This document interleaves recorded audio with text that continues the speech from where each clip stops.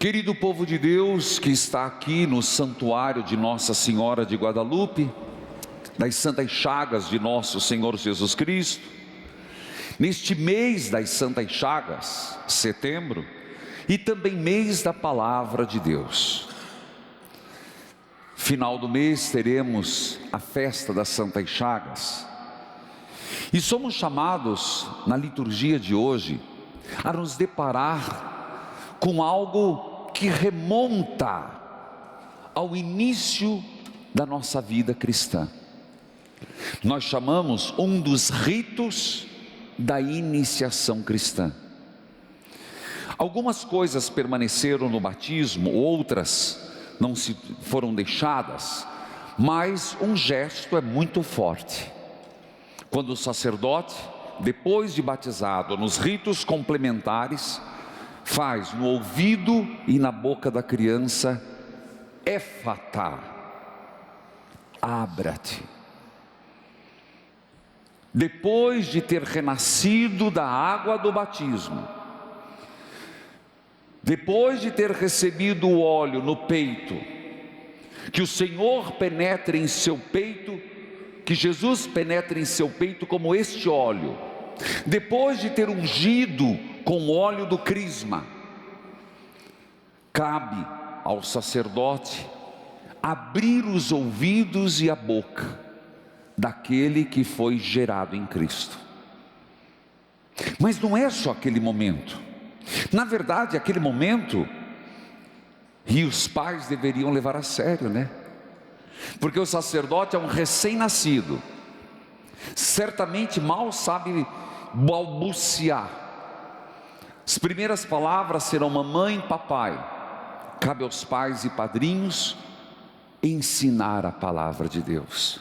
Fica aí uma puxadinha de orelha de crianças que vão para a catequese, que não sabem nem rezar, nem fazer o sinal da cruz, porque os pais terceirizaram a fé. Mas esse abra-te, Éfatá, é algo contínuo na minha vida e na sua. É um exercício. Foi aberto os nossos ouvidos e nossa boca no batismo, mas o exercício de escutar, e eu digo assim, exercício. Por que eu usei a palavra exercício? Mais do que nunca nós sabemos que como é difícil ter alguém que nos escute.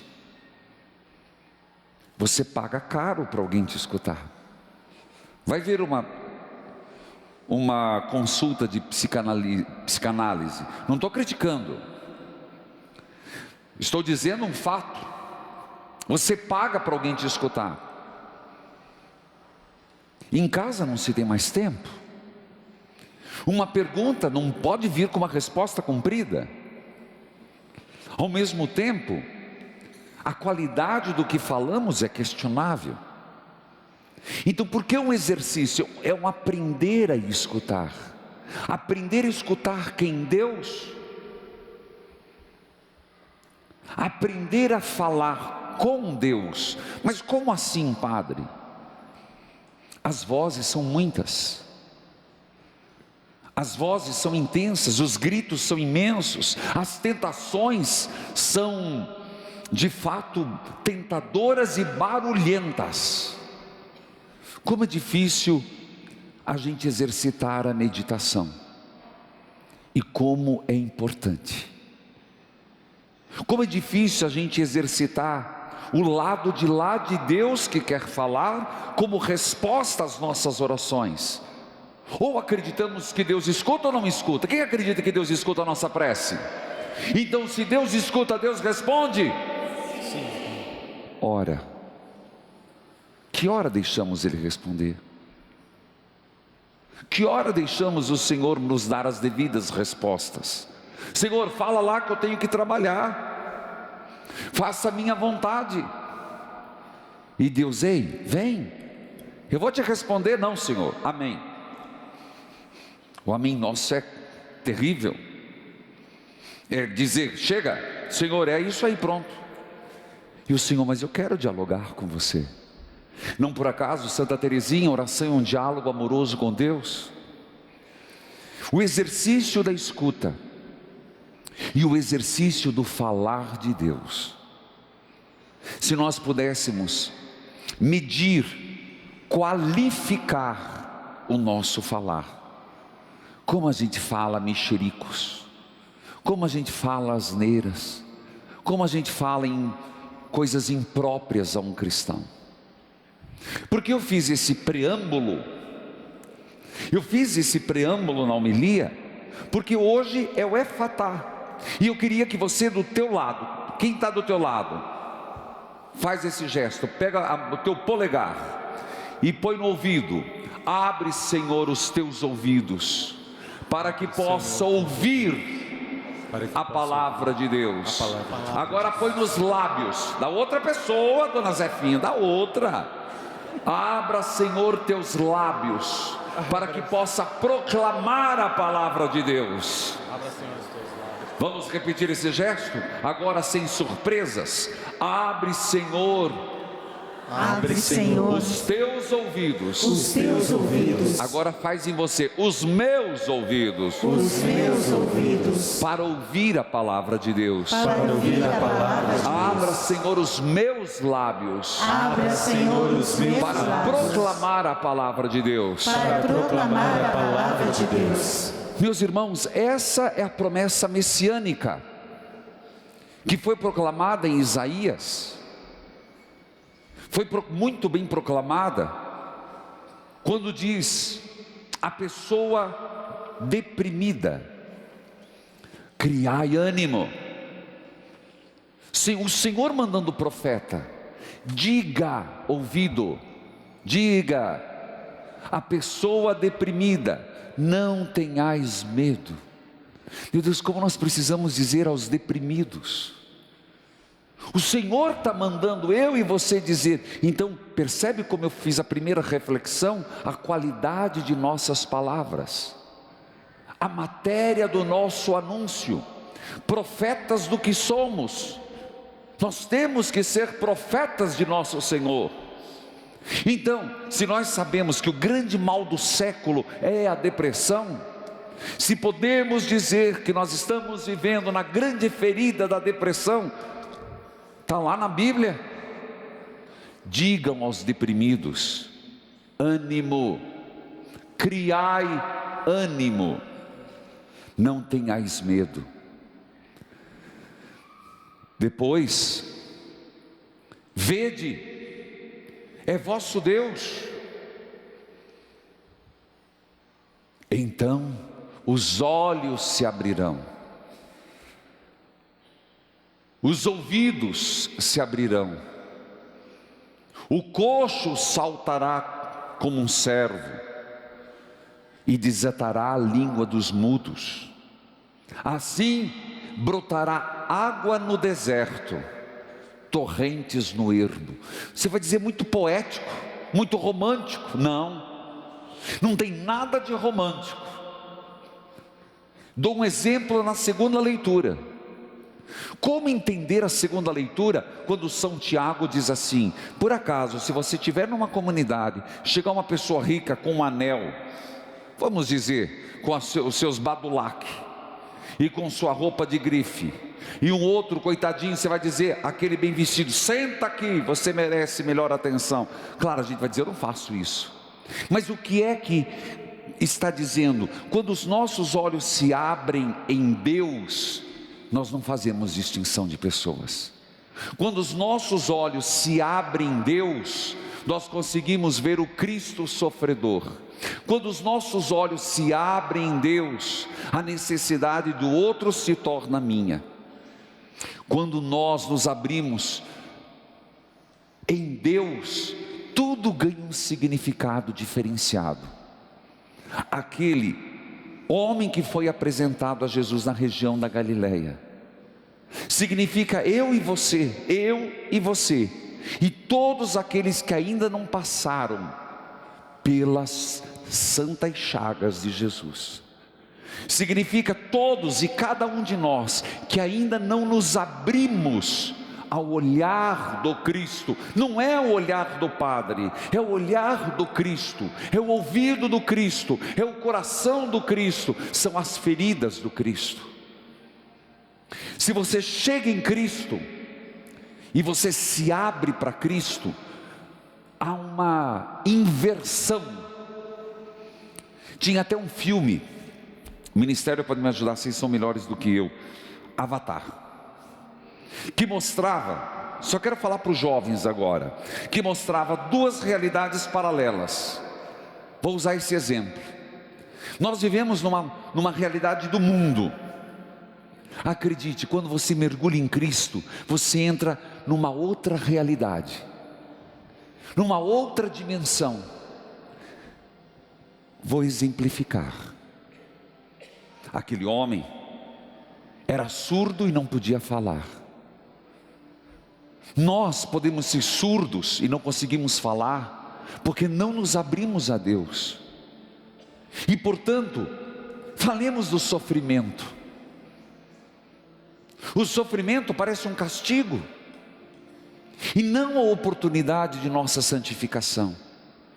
O sofrimento que podemos passar parece uma derrota, mas olhe na perspectiva, olhe no mundo, no universo paralelo de quem se abriu a Cristo. Eu canto louvando a Maria, minha mãe. Eu canto louvando a Maria, minha mãe. A ela o eterno obrigado eu direi. Maria foi quem me ensinou a viver. Maria foi quem me ensinou a sofrer. Quando eu sentir tristeza, sentir a cruz pesar, ó Virgem Mãe das dores, de ti vou me lembrar. Virgem Mãe das dores, rogai por nós. Você compreendeu a mensagem? É só olhar para Maria e você vai ver como Maria se abriu a Jesus, e aquilo que era aparentemente um fim foi um recomeço. Ela conseguiu juntar a sua dor, a dor do Cristo, para aguardar a madrugada da ressurreição. Então o sofrimento não é castigo, é contingência. A dor é natureza, mas em Cristo é amadurecimento. Em Cristo é santidade. É o universo paralelo dos que têm fé. É o universo paralelo do Avatar. Desculpe a comparação. É o universo paralelo de quem teve os ouvidos abertos, a boca aberta e os olhos abertos. Você enxerga a mesma vida de forma diferente. Quando você encontra Cristo, as coisas terrenas já não têm mais o poder de sedução. Aquilo que Paulo ensinou, sem viver na riqueza, sem viver na pobreza. Se você encontra Cristo, poderá te oferecer barras de ouro, não será tão importante quanto ser fiel a Jesus Cristo. E se preciso for, morrer de cabeça para baixo como São Pedro, como minha irmã Dulce, como tantos santos. É o universo paralelo daquele que se abriu, e para nós é loucura. São Paulo diz: para quem não tem fé, é loucura. Para quem se abre para Cristo, é inadmissível pensar em tirar uma criança do ventre materno. E não importa se é anencéfalo, não importa se tem problemas, é uma vida. É loucura para quem não tem fé. Para quem se abre para Jesus Cristo, o bem maior é a felicidade do outro. Então a pessoa se doa. Maria nos ensinou a viver e a sofrer. Também nessa semana, celebrando além de Nossa Senhora das Dores, a exaltação da Santa Cruz, que nós rezamos tanto no rádio. Para quem se abre para Jesus Cristo, não são apenas 2 caibros. Para quem se abre para Jesus Cristo, não é uma pena de morte. Para quem se abre para Jesus Cristo, a cruz é condição do discípulo, não o fardo. A cruz é missão, o fardo pesado é aquilo que eu carrego sem necessidade. No universo paralelo da fé, a cruz é salvação. E então nós poderemos proclamar: vitória, tu reinarás, ó cruz, tu nos salvarás. Vitória, tu reinarás, ó cruz, tu nos salvarás. E concluo fazendo uma pergunta: em que universo vivemos? Quais são os elementos que balizam as nossas escolhas? Nós já nos abrimos para o Cristo, para viver o universo do Salvador? Amém.